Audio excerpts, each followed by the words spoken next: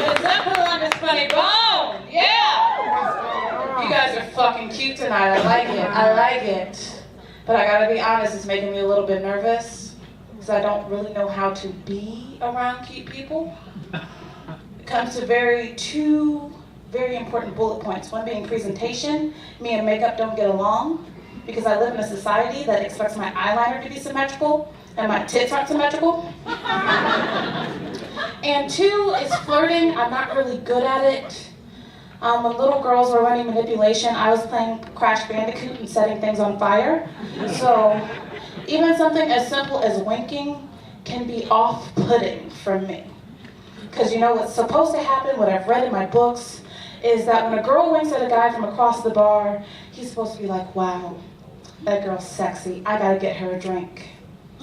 When I wink, I'm genetically predisposed to pointing and opening my mouth because in a past life I was a 70s porn star, and that's how you relate attraction.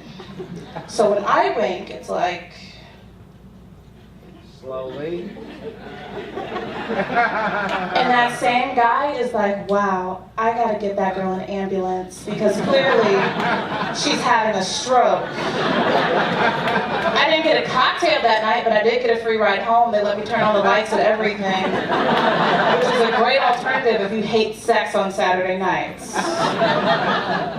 So I'm single. And in being single, there's not a lot of action coming my way, so there's a drought in South Africa. If you didn't get it by the gesture, yes, South Africa is a euphemism for my vagina, because it's hot, hostile, and white men are always trying to pillage it of its resources. And I say that, and sometimes white men get like really upset, like I have a vendetta against them, but that's not the case at all, because I give you a lovely shout out on my online dating profiles.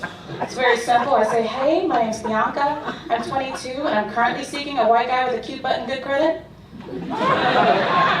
You may be wondering, why does he have to be white? That's how fucked up my credit is right now. I logged into Credit Karma, they said if you're in a house that doesn't have bullet holes by the time you're 30, you need to marry a white guy. And thanks to affirmative action, I always get to come first, so that's a bonus.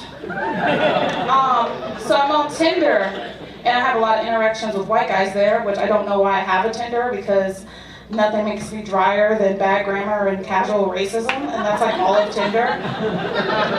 So I get messages all the time. Never been with a black girl before. Winky face, winky face, winky face. I'm like, I've never been with a white guy that said he's never been with a black girl before. I'm gonna keep that streak going. I'm not really interested in being a Sally Mae to your Thomas Jefferson. Their overuse of emojis offend me.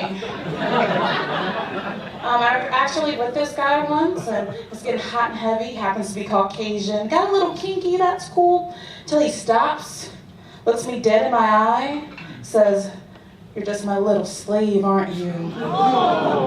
It's funny you make that noise, because that's the same noise South Africa makes when it closes its borders, all right? I was like, first of all, never have I been and never will I be a cast member of Roots, so I hope you aren't expecting NASA in retort. And you pull this shit during Black History Month? Like, Dr. Martin Luther King Jr. had a dream and it did not involve me in your dungeon, okay?